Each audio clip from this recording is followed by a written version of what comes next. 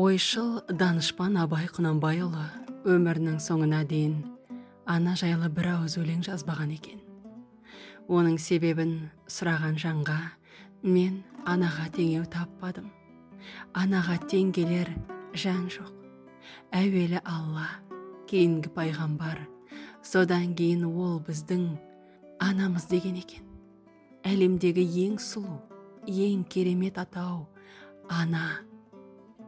Жан анамыз біздің табанымызға тікен кірмесін деп алақаныңызды төседіңіз. Ол тікен балаларымның табанына емес, менің маңдайыма қадалсын. Олардың маңдайына кірген тікен менің жүрегіме қадалсын деп тіледіңіз. Суыққа тоңсақ бауырыңызға алып жылыта білдіңіз. Ыстықтасақ самал болып өттіңіз. Ұрпақтарың үшін дүниенің балын даярладыңыз. Әттең тағдыр-ай, біз үшін тірек, пана, сырлас, дана болған аса қадірлі жан, анамызды бүгін барша ағайын тума үлкен сағынышпен еске аламыз. Асыл ана, аяуланам, ардақтым, жүрегіміз толып тұрған салмақ мұң. Өзің барда жүруші едік шаттанып, енді бізге жоқтау өлең арнаттың. Бұл өмірден таусылған соң тұз дәмің, сын тағдырдың көрдім енді ызғарын.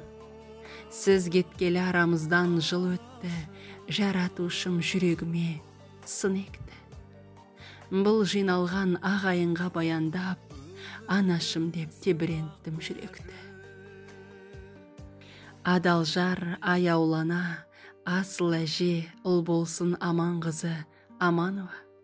1949 жылы сәуірдің 1-інде Гурьев облысы Новобогат ауданы Тұщықұдық ауылының көк жайлауын мекен еткен малшы отбасында өмір есігін ашты. Руы адайдың қосайы, сүйіндік. Әкесі Аман Жаңгесұлы 4 түліктің барлық түрін бағып, жыл 12 ай суыққа ұрындырмай, аптапқа қаталатпай бабын таба білген.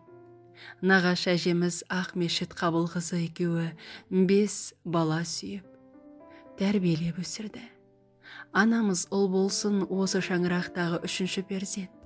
Апасы Зейнеп ата жолын жалғастырған білікті шопан болса, ал ағасы Шамұрат ұлағатты ұстаз, Қазақстан Республикасы халық ағарту ісінің үздігі, інісі Рамазан спорт шебері болды. Сіңілісі Зәмзәм ұлағатты ұстаз. Бұл күнде Зәмзәмнан өзге бауырлары өмірден озған. Барлық бауырлары да қоғамдық жұмыстарға белсене араласқан, өмірден өз орындарын таба білген жандар. Анамыз өзінің кіндік қаны тамған ауылындағы Максим Горький мектебінің алғаш табалдырығын 1957 жылы аттады. Бастауыш сыныпты аяқтаған соң, отбасылық жағдайға байланысты Махамбет ауданы 1 май совхозындағы Чкалов орта мектебіне ауыстырылды. 1967 жылы осы 10 жылдық мектепті ойдағыдай тәмамдаған соң, Балықшы ауданына қарасты Қайыршақты орта мектебіне аға пионер вожатый болып қызметке орналасты. 1967 жылы Балықшы ауданы Еркінқала селосына ата-ана бауырларымен көшіп келді. Сол жылы Еркінқала орта мектебіне лаборант ретінде еңбек ете бастады. Қызметіне адал, ұйымдастырушылық қабілеті зор маман 1969-71 жылдары Еркінқала ауылының мәдениет үйінің директоры болып қызмет атқарды. Кейін 1971 жылы Ақтөбе қаласындағы киномеханик училищесіне түсті. Қолына дипломы тиісімен Балықшы ауданында орналасқан Чайка кинотеатрында киномеханик болды. Анамыз көптеген қызметтер атқарды. Адал еңбекте көрген бейнетімен татқан зейнеті көп. Алған асуы, жеткен биіктері үлгі аларлық. Әріптестер арасында ерекше көшбасшы ұйымдастыру белсенділігімен көзге түсті. Еңбек жолының соңғы 10 жылын облыстық дезинфекция мекемесінде өткізді.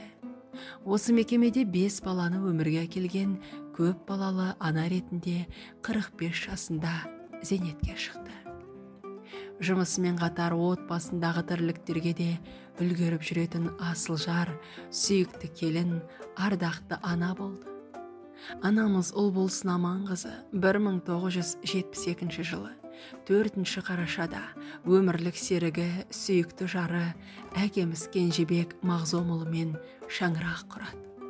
Етегінен ұстап арқа сүйеген жары үлкен әулеттің кенжесі. Адай руына келін болып, қара шаңырақтың түтінін түтетті. Үйіндегі атасының қасы мен қабағын қарап, әппақ қылып бағып, батасын алған. Шаңырағынан қонақ арылмайтын, қазаны оттан түспейтін жан еді. Екі жақсының, екі тағдырдың бір-бірімен жұптасуынан кейінгі өмірлік бастау дүниеге 5 перзенттің келуіне себепші болды. Ата-анамыз үшін ұлдары Сәрсен, Құрманғазы мен Беріктің орны бір бөлек болса, Қырмызыдай қыздары Салтанат пен Айшасы бір төбет. Екеуі де күні түні түздегі еңбекті де, үйдегі түрлікті де, бала тәрбиесін де қатар ала жүріп, барлығына өз күштерімен қол жеткізді. Әке шешеміз бізді жастайымыздан қолға алған ісімізді тиянақты бітіруге баулыды. Әрі өздері тікелей үлгі болды. Кез келген жұмысқа үлкен жауапкершілікпен қарауға, тындырымды болуға үйретті. Өздері де және бізден де біреуден бір сабақ жіп алса, уәдесінде тұрып уақытында қайтаруды талап етті. Біреуден естіген жылы сөзінде, қиналған сәттерінде де, адамнан көрген жақсылықты да еш уақытта ұмытпауды құлағымызға әбден құйып өсірді.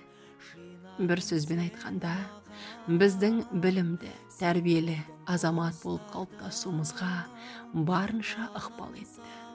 Бір ерекшелігі, анамыз отбасында да, күнделікті тірлікте де кездесетін қандай да бір қиындық, мәселе болсын, ың-шыңсыз, у-шусыз шешуге тырысатын. Өйткені ол үшін жанұясының тыныштығы, татулығы маңызды еді. Ынтымағы ыдырамаған үйден ырыс алыстамайды. Алланың берген ырысы сол, бәрімізде арнаулы оқу орнын бітірдік.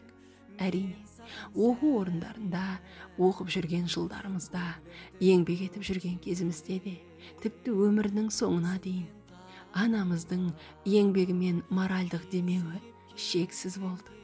Осылайша ата-анамыздың қолдауымен, адал тәрбиесімен, шексіз қамқорлығымен өсіп жетілдік. Сондықтан да балаларына жайлы өмірді қалыптастырған аяулы жандарға деген алғысымыз шексіз. Бұл күнде аялап өсірген ұл-қыздары бір-бір үйдің егесі, үйлі баранды. Анамыз Әлия, Айнагүл атты келіндерін қызындай, күйеу балалары Қайрат пен Қазиді өз ұлындай көріп, қай жағынан да қолдау көрсетіп жүретін. Жаттан жақын болған құда-құдағайлармен сыйластықтары жарасты. Төріне шығарып қандай жағдайлар болса да, солармен теңдей бөлісе білген жан. Аяулы анамыз 6 немере, 4 жиеннің жер басы, көз қуанышы болып жүргеніне тәубе дейді. Тұңғыш немересі Мейірбек институтты бітіріп, еңбекке араласа бастады. Әдинасы Түркия еліндегі белді оқу орындарының бірінде жоғары білім алуда. Жәнеркесі туғаннан ерекше бала. Саяжан мен Саид атты немерелері үздік оқушылар.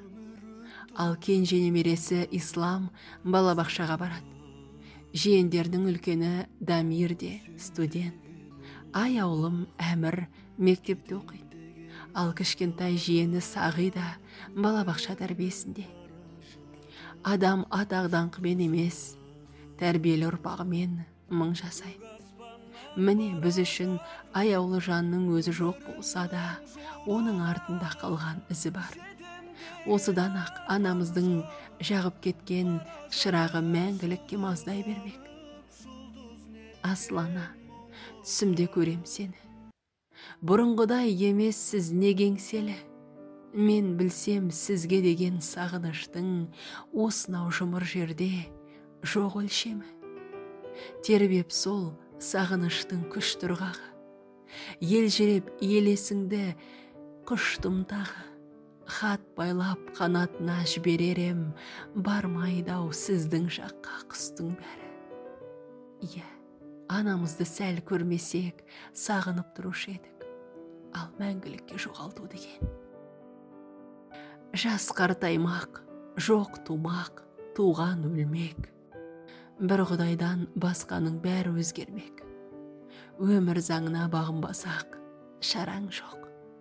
Алланың бұйрығымен аяулы жар, асыл анамыз, немере жиендерінің сүйікті әжесі ұл болсын аман қызы.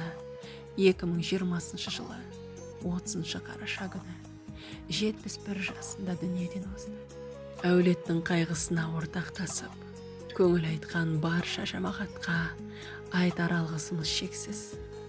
Қолымыздан келері рухына бағыштап дұға оқу.